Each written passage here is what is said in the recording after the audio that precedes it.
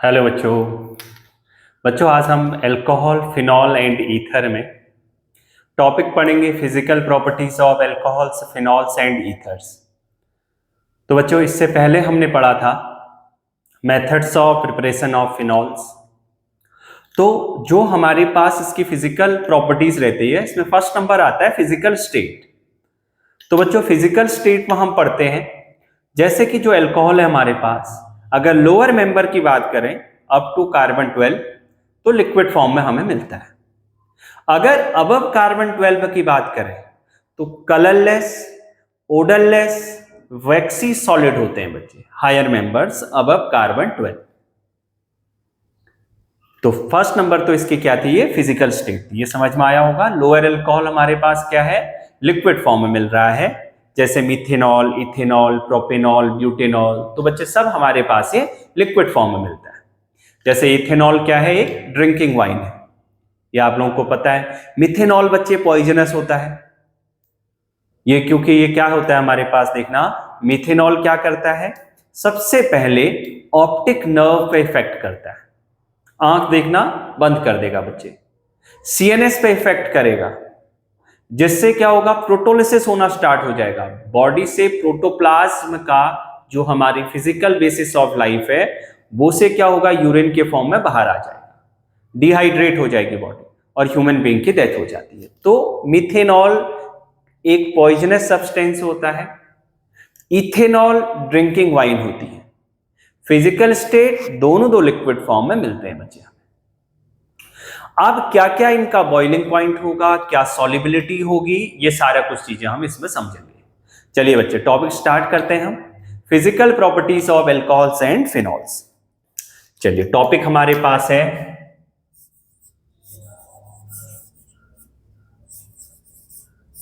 Physical properties of alcohols and phenols.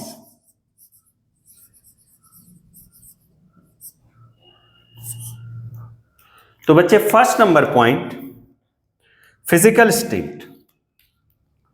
First number हमारे पास क्या है, फिजिकल स्टेट।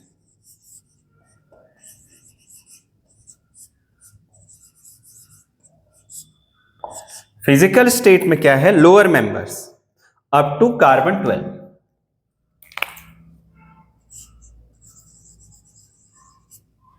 लोअर मेंबर्स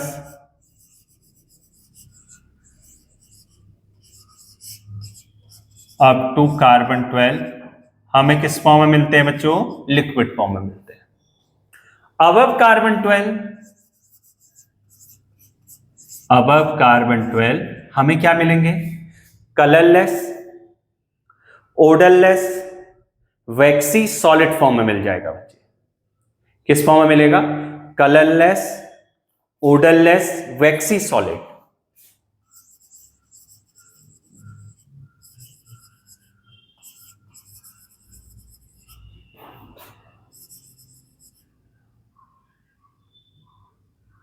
और किस फॉर्म में, एंड वैक्सी सॉलिड फॉर्म में बच्चे। ये हमें मिल जाता है बच्चे यहां पर। तो ये हमारे पास तो क्या हो गया, इसका फिजिकल स्टेट हो गया। और अगर फिनॉल की बात करें, लोअर मेंबर जो फिनॉल है हमारे पास, ये तो अल्कोहल क्या हो गया हमारे पास, ये दोनों तो किसका आया, अल्कोहल का।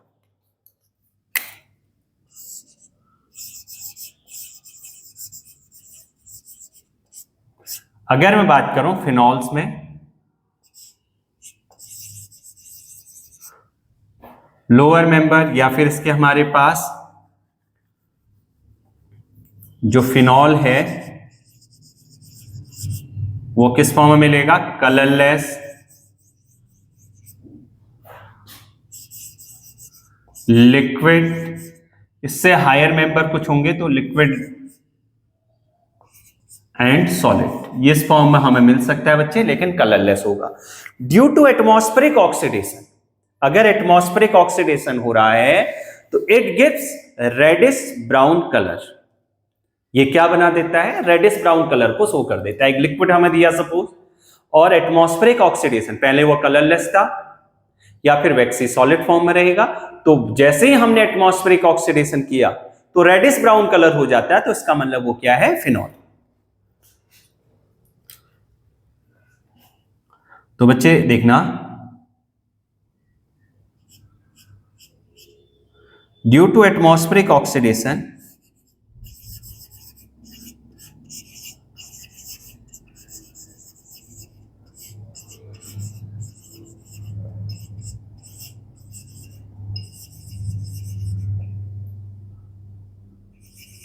it gives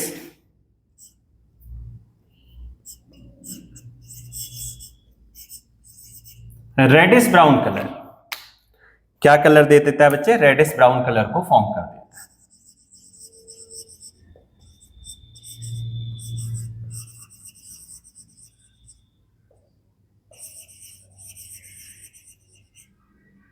किसमें हो रहा है ये, एटमॉस्फेरिक ऑक्सीडेशन में।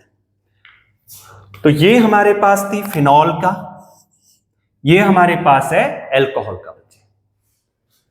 ये तो क्या है हमारे पास, फिजिकल स्टेट है। चलिए बच्चे इतना पहले नोट करिए, फिर आगे हम बताते हैं इसे में।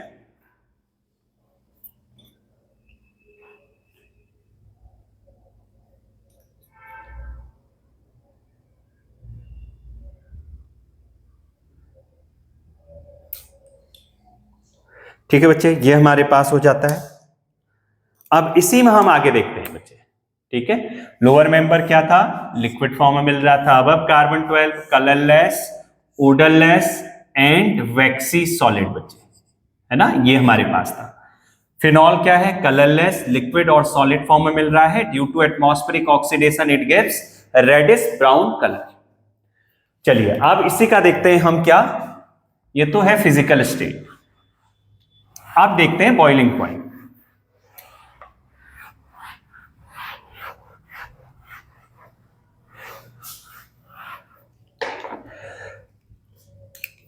अब बच्चे बॉइलिंग पॉइंट में सिंपल सा कॉन्सेप्ट समझते हैं पहले हम। कैसे हम देखेंगे बॉइलिंग पॉइंट को, होता क्या है। बॉइलिंग पॉइंट जो है, हमने सपोज यहां पर एक कंटेनर लिया, लिक्विड है जिसमें, और इसमें हमारे पास सपोज अभी अल्कोहल हमारे पास है, लेकिन हमें यह देखनी होगी कि इसके बीच की जो स्ट्रेंथ है वो कितनी है। देखो सपोज ए मॉलिक्यूल है, क्या होता है बॉइलिंग पॉइंट में, ये ए कोई मॉलिक्यूल हमने लिया, एक एग्जाम्पल के फॉर्म में, कोई भी लिक्विड हो सकता है। जैसे ही हमने इसे हीट किया तो ये किस फॉर्म में चले गया, वेपर फॉर्म में गया, और इसका बॉन्ड जो है बच्चे टूट गया, ये फ्री फॉर्म ए फॉर्म में आ गया। तो इसका मतलब यह है, अगर इस ए मॉलिक्यूल के बीच की जो स्ट्रेंथ है, अगर इंटरमॉलिक्यूलर फोर्सेस ऑफ अट्रैक्शन है, अगर वो ज्यादा है, तो इसका मतलब इस बॉन्ड को ब्रेक डाउन करने के लिए हमें ज्यादा एनर्जी चाहिए होगी। अगर यहां पर इस बॉन्ड के बीच में अगर बॉन्ड वीक है तो एनर्जी हमें कम चाहिए। इसका मतलब जिस बॉन्ड को ब्रेक करने के लिए हमें ज्यादा एनर्जी चाहिए, बॉयल करने के लिए ज्यादा एनर्जी चाहिए, तो इसका मतलब क्या होगा बच्चों, उसमें बॉइलिंग पॉइंट ज्यादा रहेगा। तो बॉइलिंग पॉइंट का सीधा कॉन्सेप्ट है बच्चे कि अट्रैक्शन ज्यादा, तो इससे क्या होगा, हमें हीट ज्यादा करनी होगी, हीट ज्यादा तो बॉइलिंग पॉइंट ज्यादा। सिंपल सा कॉन्सेप्ट ये समझना है आपको। बस आप पार्टिकल जो अटैच्ड है उसको, आपको पार्टिकल को फ्री फॉर्म में कन्वर्ट करना है। तो फ्री फॉर्म में कन्वर्ट करना होगा तो हीट करना होगा, और हीट करना है तो इसका मतलब उसके बीच का अट्रैक्शन को देखना होगा। तो हम क्या देखते हैं बच्चे, देखना फर्स्ट नंबर पॉइंट देखते हैं अल्कोहल एंड फिनॉल में। In alcohol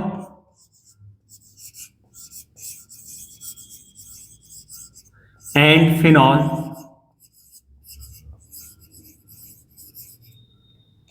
boiling point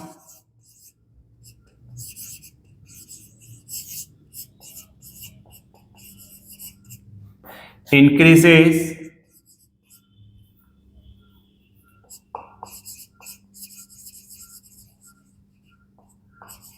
increases with increase in number of carbon atom. अब कैसे, अभी मैं आपको समझाता हूं। कार्बन एटम ब्रैकेट में लिख देते हैं बच्चे, due to increase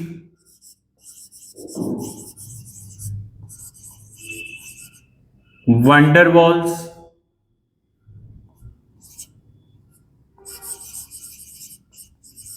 forces of attraction, या due to increase van der Waal forces. कहने का मतलब यह है बच्चे, जैसे हमारे पास एक कार्बन है, अल्कोहल है तो OH ग्रुप आएगा, 2 कार्बन हमारे पास हैं, फिर 3 कार्बन हो गए,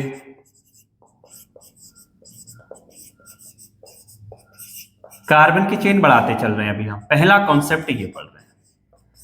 कार्बन की चेन बढ़ाने से होगा क्या?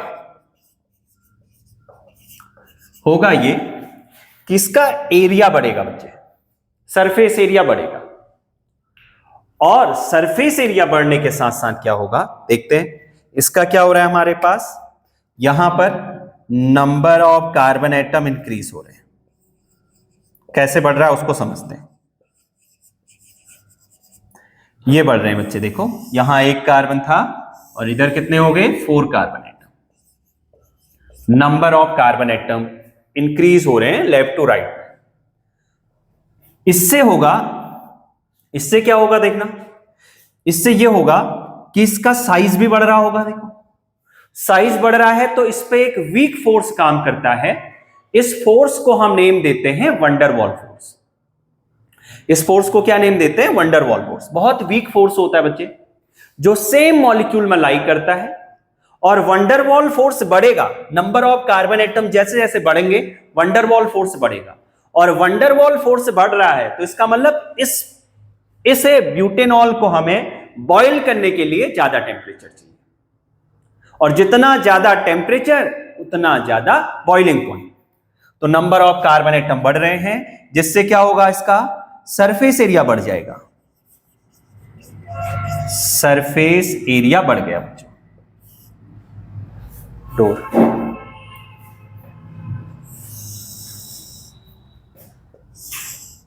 सरफेस एरिया इंक्रीज हो गया, और सरफेस एरिया इंक्रीज होने से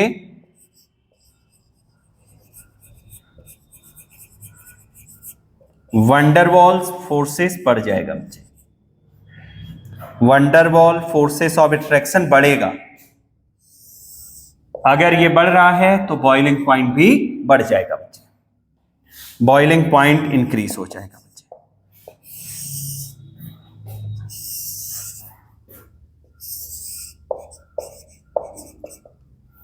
ये बॉइलिंग पॉइंट बढ़ जाएगा।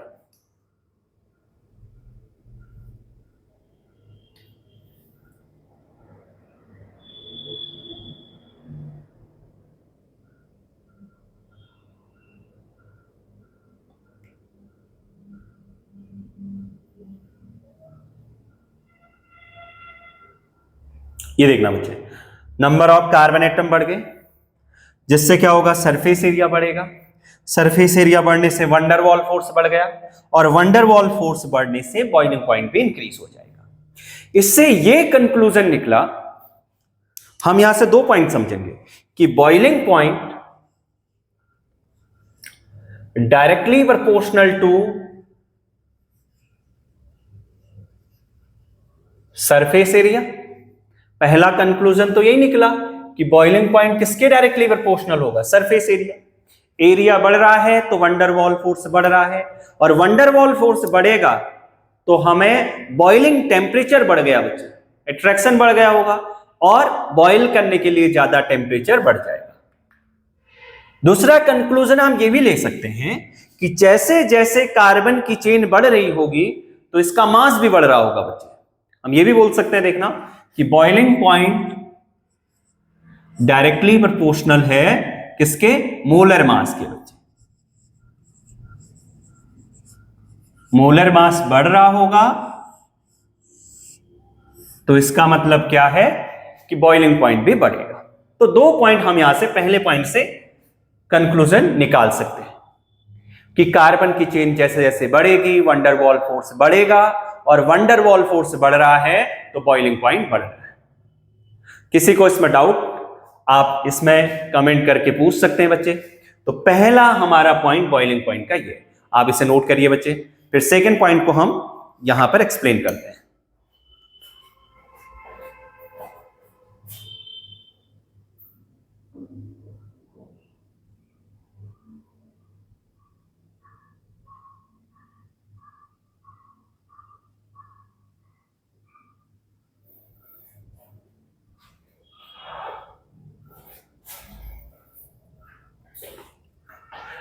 चलो बच्चे, अब आगे देखते हैं हम।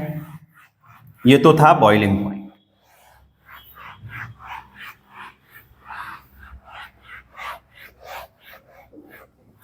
नेक्स्ट नंबर पॉइंट देखते हैं। इसी में अभी बॉइलिंग पॉइंट में भी हमारा खत्म नहीं हुआ है, बहुत इंपॉर्टेंट है बच्चे। दूसरा पॉइंट हम ये देखते हैं अल्कोहल में, अगर सपोज आप सोचिए कि कार्बन की चेन या फिर number of carbon atom same रहे, ऐसे समझिएगा कि नंबर ऑफ, अभी तक हमने क्या किया, नंबर ऑफ कार्बन एटम को बढ़ा दिया तो वंडर वॉल फोर्स बढ़ गया, हमने ये बोला, और वंडर वॉल फोर्स बढ़ा तो बॉइलिंग पॉइंट बढ़ गया। दूसरा पॉइंट में मैं ये बोल रहा हूं कि अगर हम कार्बन की चेन को क्या करें, सेम करें, मतलब नंबर ऑफ कार्बन एटम को सेम करें, sorry, number of carbon atom को सेम करें और चेन को डिफर कर दें, तो क्या करेंगे देखना, इन आइसोमेरिक अल्कोहल, क्या लिखते हैं बच्चे, इन आइसोमेरिक, उसे हम क्या बोलते हैं, आइसोमेरिक, आइसोमेरिक अल्कोहल, मतलब same chemical formula but different structure, structure बनाते हैं different. CH3 CH2 CH2 CH2 CH2OH, ये क्या है हमारे पास, butanol. Second number CH3 CH CH3 CH2OH। Third number CH3 CH3 CH3OH। तो बच्चों आप समझिएगा, ये हमारे पास क्या है, 1 2 3, ये ब्रांचिंग है, 2 मिथाइल प्रोपिनॉल, या तो इसी को हम क्या बोल सकते हैं बच्चों, आइसो ब्यूटेनॉल भी बोल सकते हैं, ये कॉमन नेमिंग है और ये IUPAC नेमिंग है। इसी को बोल सकते हैं क्या हम, tertiary butyl, 1 2 3 4, tertiary butyl alcohol, या फिर 2 मिथाइल प्रोपिनॉल।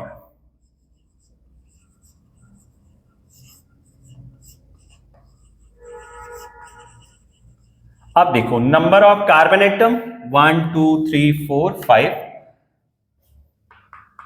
तो बच्चे पेंटेनॉल है, सॉरी, इसी को ऐसा करते हैं ना, 4 कार्बन ले लेते हैं, 1 2 3 4, तो 4 कार्बन ले लेते हैं, इसको 4 कार्बन के साथ OH ले लेते हैं, तो ये आ गया ब्यूटेनॉल। तो नंबर ऑफ कार्बन एटम 4, इधर भी number of carbon atom 1 2 3 4, number of carbon atom 1 2 3 4, तो सब में 4 4 कार्बन एटम है। ये क्या हुए हमारे पास, आइसोमर है एक दूसरे के। अगर इसमें बात करें हम बॉइलिंग पॉइंट की, तो बॉइलिंग पॉइंट क्या रहेगा यहां पर, अब यहां पर अगर बात करें तो यहां पर देखना सरफेस एरिया, सरफेस एरिया यहां पर डिक्रीज हो रहा है। पहले सबसे पहले पॉइंट देखते हैं सरफेस एरिया का, इसमें ले लेते हैं सरफेस एरिया। सरफेस एरिया बच्चों क्या कर रहा है, डिक्रीज कर रहा है। सरफेस एरिया डिक्रीज करता है तो उससे क्या होता है, वंडरवॉल फोर्स कम हो जाएगा। तो वंडरवॉल फोर्स का सीधा कॉन्सेप्ट है सरफेस एरिया के साथ। सरफेस एरिया कम, वंडरवॉल फोर्स कम। सरफेस एरिया ज्यादा तो वंडरवॉल फोर्स ज्यादा। तो यहां पर हमारे पास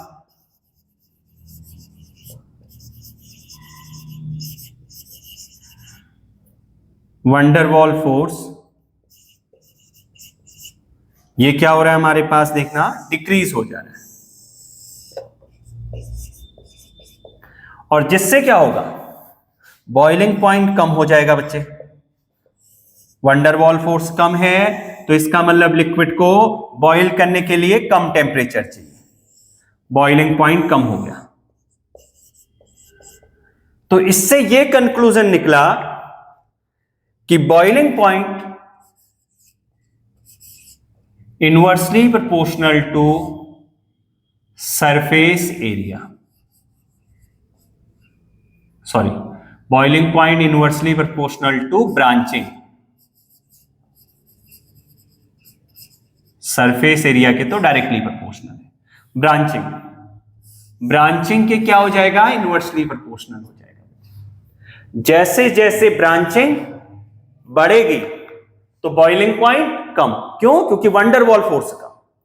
जैसे जैसे सरफेस एरिया बढ़ेगा तो बॉइलिंग पॉइंट बढ़ेगा, क्योंकि वंडरवॉल फोर्स बढ़ेगा। तो ये दो पॉइंट को समझ लीजिए, boiling point inversely proportional to branching. Molar mass सबका सिमिलर है बच्चे, क्योंकि number of carbon atom, hydrogen, oxygen सब में सिमिलर है। लेकिन हो क्या रहा है, यहां पर हमारे पास ब्रांचिंग बढ़ रही है। ब्रांचिंग बढ़ने के साथ बॉइलिंग पॉइंट कम हो जाएगा बच्चे, क्यों, क्योंकि वंडरवॉल फोर्स कम हो गया। चलिए ये पॉइंट भी नोट करिएगा।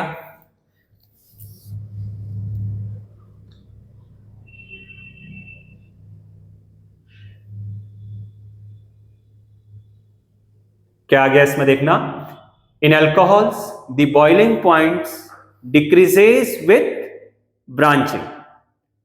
और क्यों डिक्रीज हो रही है, due to decrease in van der Waals forces of attraction, क्योंकि यहां पर हमारे पास जो वंडरवॉल फोर्सेस ऑफ एट्रैक्शन है वो कम हो रहा है।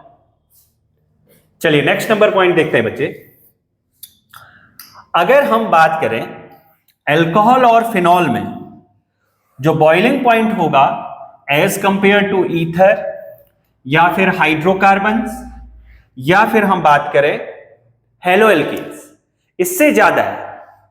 क्यों है, due to the presence of intermolecular hydrogen bonding. अगर मैं बात करूं सिमिलर मोलर मास में बच्चे,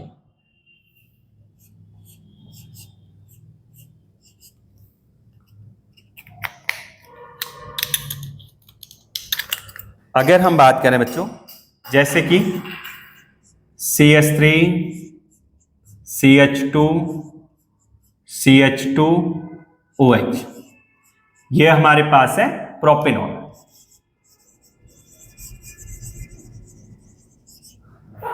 और इधर भी हमारे पास सिमिलर है मोलर मास, ईथर का ले लिया हमने, ये हो गया हमारे पास मिथॉक्सी इथेन।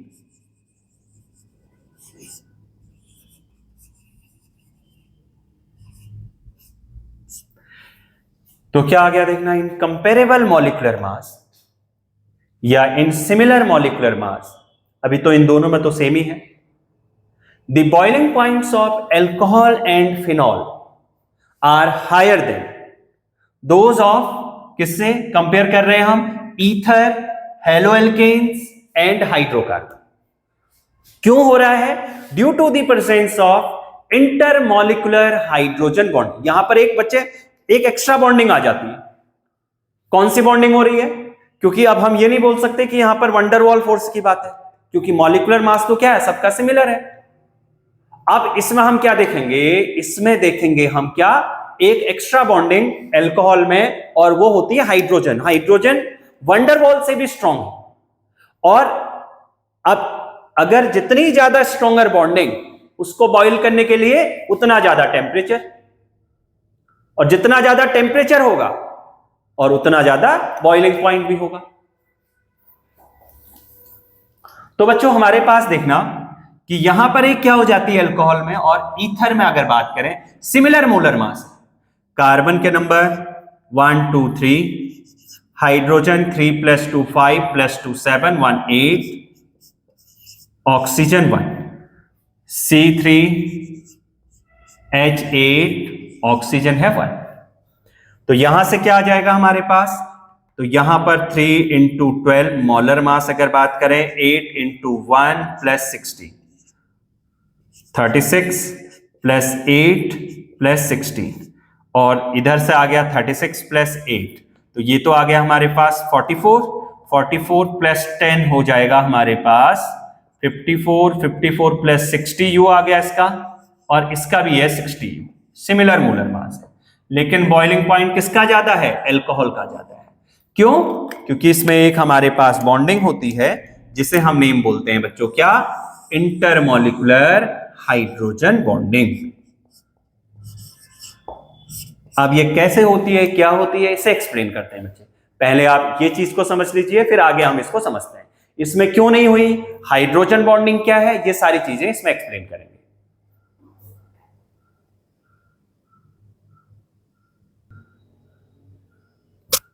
तो बच्चों देखिएगा, थर्ड नंबर में हमने यही देखा कि जो हमारे पास है अल्कोहल और फिनॉल है, उसका बॉइलिंग पॉइंट ज्यादा है due to the presence of hydrogen bonding. अब कैसे होती है, क्या होती है, इस चीज को समझते हैं। तो मैंने पॉइंट लिख दिया यहां पर, अल्कोहल एंड फिनॉल है higher boiling point in comparison to hydrocarbons, ethers, haloalkanes and haloarenes of comparable molecular masses. लगभग सिमिलर मास होना चाहिए। This is because the OH group in alcohol and phenols is involved in intermolecular hydrogen bonding, due to which they exist as associated molecules, whereas hydrogen bonding is absent in ethers, haloalkanes and hydrocarbons। इनमें नहीं होती है बच्चे, जिसकी वजह से इसका boiling point कम होगा। अब समझते हैं, हमारे पास है हाइड्रोजन बॉन्डिंग को पहले समझते हैं बच्चों। हाइड्रोजन बॉन्डिंग किन किन के बीच में होती है, कंडीशन है बच्चे, हाइड्रोजन बॉन्डिंग के लिए क्या कंडीशन है कि हाईली इलेक्ट्रोनेगेटिव एलिमेंट होना चाहिए, और सबसे ज्यादा electronegative element in periodic table में बात करें तो सबसे ज्यादा फ्लोरीन, फिर ऑक्सीजन, फिर नाइट्रोजन। फॉन करके ध्यान रख लेना, FON। इधर 4 होती है, इधर 3.3, 3.5, इधर इलेक्ट्रोनेगेटिविटी 4, इधर 3.5, इधर 3। नाइट्रोजन और क्लोरीन दोनों की इलेक्ट्रोनेगेटिविटी सेम है बच्चे, लेकिन क्लोरीन हाइड्रोजन बॉन्ड का फॉर्मेशन नहीं करता। कंडीशन क्या है हाइड्रोजन बॉन्डिंग के लिए, कि हाईली इलेक्ट्रोनेगेटिव होना चाहिए, वो भी क्या है, स्मॉल साइज होना चाहिए बच्चे, लार्ज नहीं होना चाहिए। Cl का साइज लार्जर है एज कंपेयर टू नाइट्रोजन, जिसकी वजह से क्लोरीन हाइड्रोजन बॉन्ड का फॉर्मेशन नहीं करता। स्मॉलर साइज होना चाहिए, हाईली इलेक्ट्रोनेगेटिव होना चाहिए, किसके साथ जुड़ेगा, हाइड्रोजन, तभी तो नेम बना हाइड्रोजन बॉन्डिंग। केवल क्या होता है, एक केवल अट्रैक्शन होता है बच्चे। ये किससे जुड़ता है, खाली सिंपल एक अट्रैक्शन से जुड़ा हुआ रहता है। अभी मैं हाइड्रोजन बॉन्डिंग बना के बताऊंगा, लेकिन कंडीशन यही है, अगर इनके साथ हाइड्रोजन जुड़ा हुआ है तब तो हाइड्रोजन बॉन्डिंग होगी, अगर इनके साथ हाइड्रोजन नहीं है तो फिर नहीं होगी। इंटर मतलब दो सेम या फिर दो डिफरेंट मॉलिक्यूल के साथ जो बॉन्डिंग बना रहा है, इंट्रा में एक ही मॉलिक्यूल के अंदर आ जाती है तो वो होता है इंट्रा। ये दोनों दो चीजें हम यहां पर समझेंगे। चलिए, मैंने क्या बताया कि हाइड्रोजन बॉन्डिंग वही बनाएगा जिसमें हाईली इलेक्ट्रोनेगेटिव एलिमेंट के साथ हाइड्रोजन होगा, जैसे कि अल्कोहल है।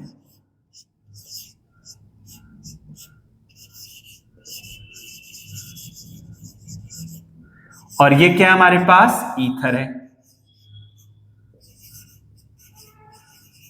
दो मॉलिक्यूल है हमारे पास, अल्कोहल और ईथर।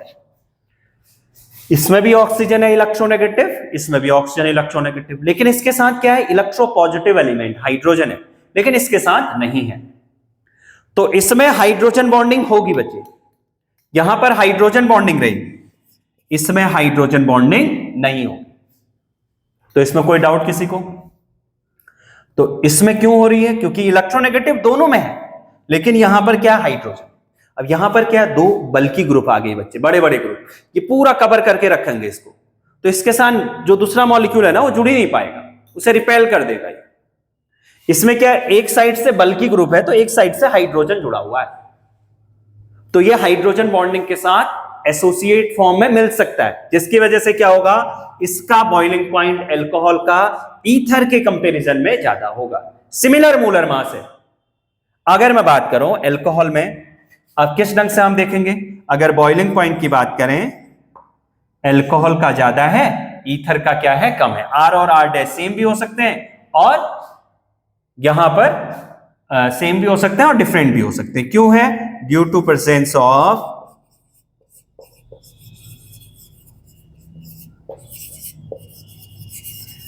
Hydrogen bonding. अब मैं इसको ड्रॉ कर रहा हूं बच्चे, आप इस पॉइंट को नोट कर लीजिए, फिर इसके बाद हम इसी में ड्रॉ करते हैं आगे। तो बच्चों आप हमारे पास क्या है देखना,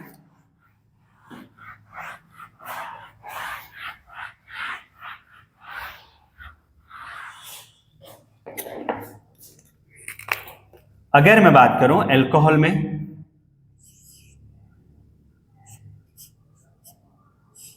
इस ढंग से बना लेते हैं बच्चे, ये ऑक्सीजन के साथ दूसरा यहां पर हाइड्रोजन आ जाएगा, इधर बना के दिखाता हूं, देखो यहां पर हाइड्रोजन है ना, इलेक्ट्रोपॉजिटिव, तो इधर इलेक्ट्रोनेगेटिव, O इधर आ जाएगा, R इधर H, ऐसे। फिर ये हमारे पास एक बॉन्डिंग आ गई, ये partially positive partially negative, partially मतलब स्मॉल। अब इसी में अगर एक बॉन्डिंग आ गया, हम देखें इसी में, ये देखो इस ढंग से कितने भी मॉलिक्यूल यहां पर ऐड हो सकते हैं, O और इधर R इधर H, partially negative partially positive, फिर इधर O इधर H और इधर R, partially negative partially positive. कौन सी बॉन्डिंग हो रही है बच्चों? Hydrogen bond. इस ढंग से जोड़ सकता है। सिमिलर वे फिनॉल में भी यही रहेगा बच्चे, देखो अगर मैं फिनॉल की बात करें,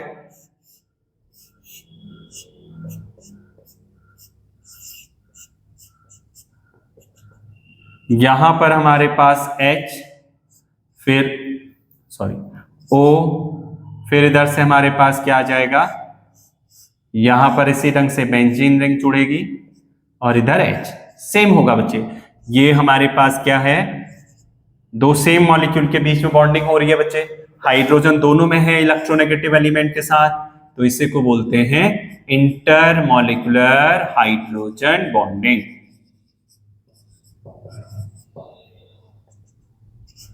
ये हमारे पास ऑक्सीजन, इधर हाइड्रोजन, इधर जुड़ गया एक बेंजीन रिंग, फिर इधर ऑक्सीजन, फिर इधर एक बेंजीन रिंग,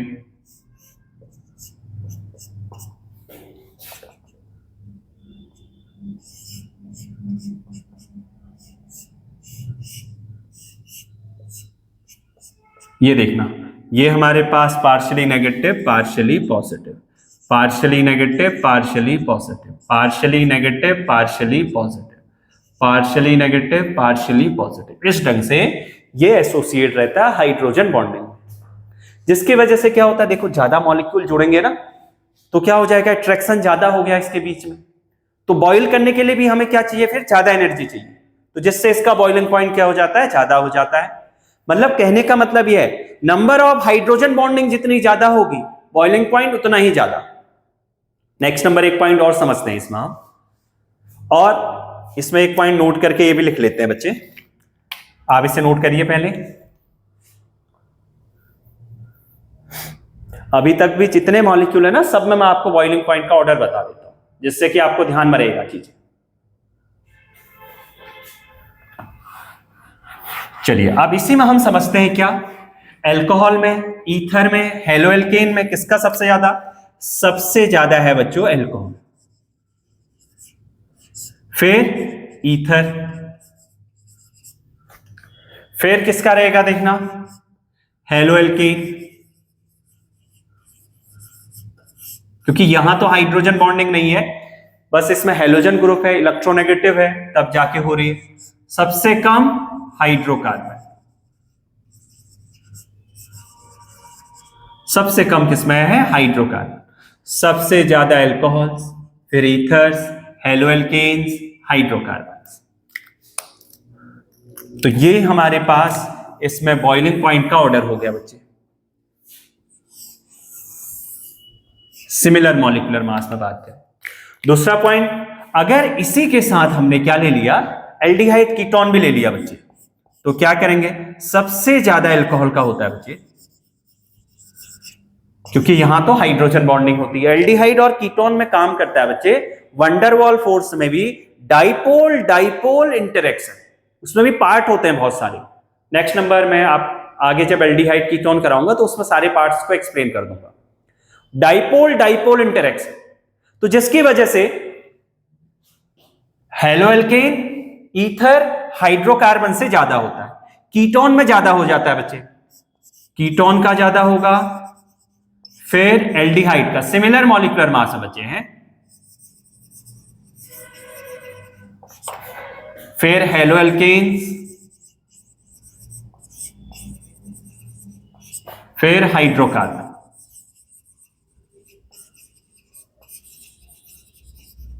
ये हमारे पास है। ये ऑर्डर आप लोग ध्यान में रखिएगा बच्चे, इससे क्वेश्चन सारे आपके कंप्लीट हो जाएंगे। तो पहला पॉइंट मैंने ये बताया बॉइलिंग पॉइंट में कि नंबर ऑफ कार्बन एटम बढ़ेंगे तो वंडरवॉल फोर्स बढ़ा, जिससे बॉइलिंग पॉइंट बढ़ गया। सेकेंड नंबर पॉइंट में हमने ये बोला ब्रांचिंग के साथ, इन आइसोमेरिक अल्कोहल में ब्रांचिंग के साथ बॉइलिंग पॉइंट कम हो जाता है। थर्ड नंबर में हमने ये दिया कि अलग अलग कंपाउंड को कंपैरिजन किया सिमिलर मॉलिक्यूलर मास में, तो हमने यही देखा कि जिसमें बॉन्डिंग जितनी ज्यादा स्ट्रॉन्गर, हाइड्रोजन बॉन्डिंग उसमें बॉइलिंग पॉइंट उतना ही ज्यादा। नेक्स्ट नंबर देखते हैं, चलिए इसे भी नोट कर लिया होगा आप लोगों ने। नेक्स्ट नंबर देखते हैं बच्चे, इन मोनोहाइड्रिक डाइहाइड्रिक ट्राइहाइड्रिक एल्कोहल्स, बड़ा इंपॉर्टेंट है बच्चे। मोनोहाइड्रिक का मतलब है एक OH ग्रुप, आप केवल OH ग्रुप के बेसिस पे देख रहे हैं। ये डाइहाइड्रिक मतलब 2 OH ग्रुप, ग्लाइकॉल जिसे नेम देते हैं बच्चे, मिथेनॉल 1,2, इथेन 1,2 डाइऑल या फिर ग्लाइकॉल, ग्लिसरीन। तो ये हमारे पास क्या है,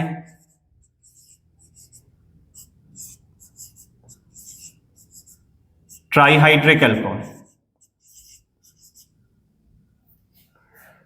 अच्छा, अब इसमें देखें अगर बॉइलिंग पॉइंट का, क्योंकि देखो अभी हमने ये बोला कि नंबर ऑफ हाइड्रोजन बॉन्डिंग जितनी ज्यादा, बॉन्डिंग उतनी ही ज्यादा स्ट्रॉन्गर और बॉइलिंग पॉइंट उतना ही ज्यादा। तो हम ये बोलेंगे कि A B C में बच्चे, तो बॉइलिंग पॉइंट का ऑर्डर क्या हो जाएगा, सबसे ज्यादा C, फिर B, फिर A। क्यों, क्योंकि यहां पर हमारे पास नंबर ऑफ हाइड्रोजन बॉन्डिंग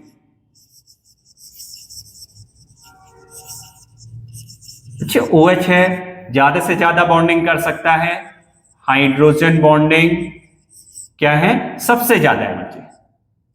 अगर इसमें बात करें तो सबसे ज्यादा है हाई है। नंबर ऑफ हाइड्रोजन बॉन्डिंग क्या होंगे, मैक्सिमम होंगे, तो क्या होगा हमारे पास, तो बॉइलिंग पॉइंट भी क्या होगा, सबसे ज्यादा होगा। तो ये 3 पॉइंट हमने देख लिए बॉइलिंग पॉइंट। अब इसी में बात करते हैं नेक्स्ट नंबर हम सॉल्युबिलिटी में। Last number point, important point है सॉल्युबिलिटी। सॉल्युबिलिटी भी क्या होती है देखना, डिपेंड करता है इन वाटर में की tendency to form hydrogen bond. तो सॉल्युबिलिटी की अगर बात करूं,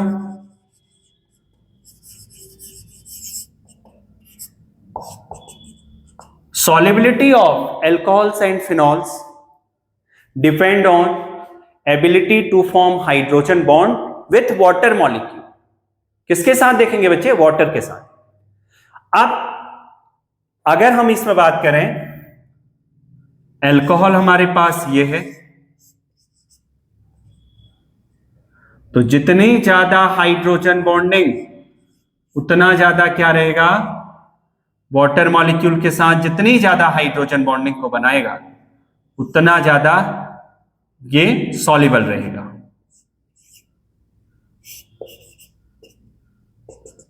देखना इस ढंग से हाइड्रोजन बॉन्डिंग को फॉर्म करना है,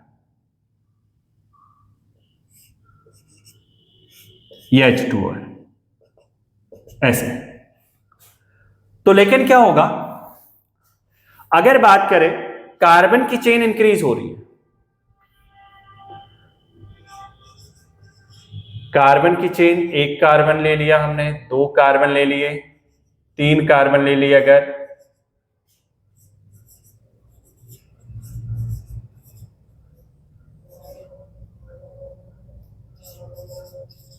नंबर ऑफ कार्बन एटम बढ़ेंगे, जिससे क्या होगा, कार्बन एटम कौन सा नेचर का होता है बच्चे, हाइड्रोफोबिक नेचर का होता है। तो हाइड्रोफोबिक नेचर बढ़ेगा, तो हाइड्रोफोबिक नेचर बढ़ रहा है, ये कौन से नेचर का है, हाइड्रोफोबिक।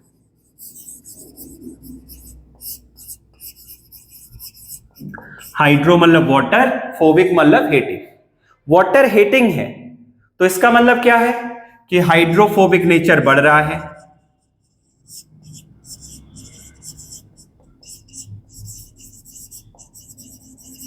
ये क्या हो रहा है, बढ़ रहा है, हाइड्रोफोबिक नेचर बढ़ेगा, तो जिससे सॉल्युबिलिटी क्या हो जाएगी,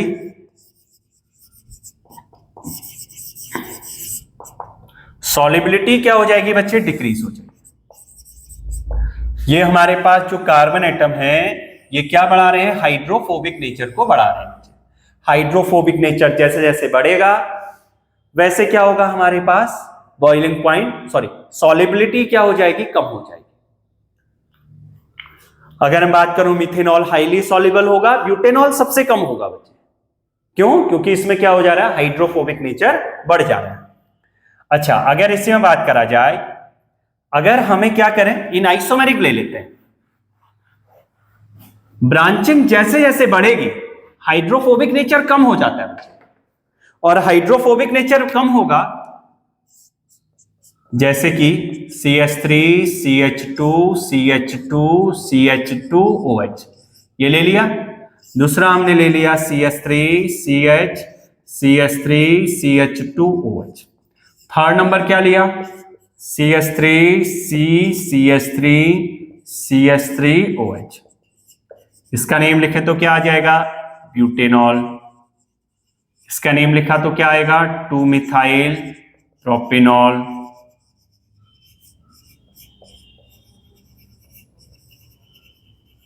ये हमारे पास क्या आया, 1, 2, 3, 2-मिथाइल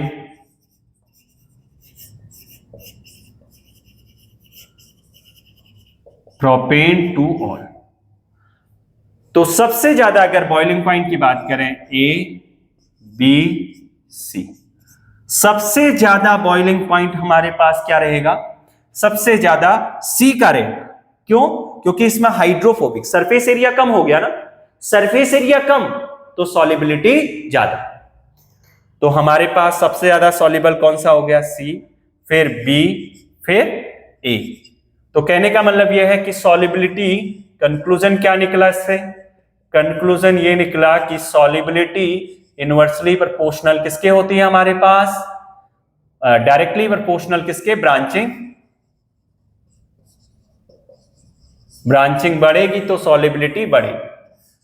और इससे पहले वाले का कंक्लूजन यही हुआ कि solubility inversely proportional to number of carbon chain या कार्बन एटम, या फिर बोल सकते हैं क्या, solubility inversely proportional to hydrophobic nature.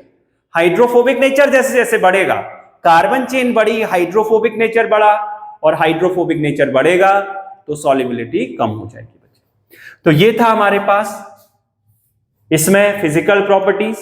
तो नेक्स्ट नंबर लेक्चर में हम देखेंगे केमिकल प्रॉपर्टीज, कैसे एसिडिक नेचर है अल्कोहल में, किस ढंग से फिनॉल में है, सबसे ज्यादा किसका होगा, ये सारी चीजें डिस्कस करेंगे। चलिए बच्चों, ओके, थैंक यू।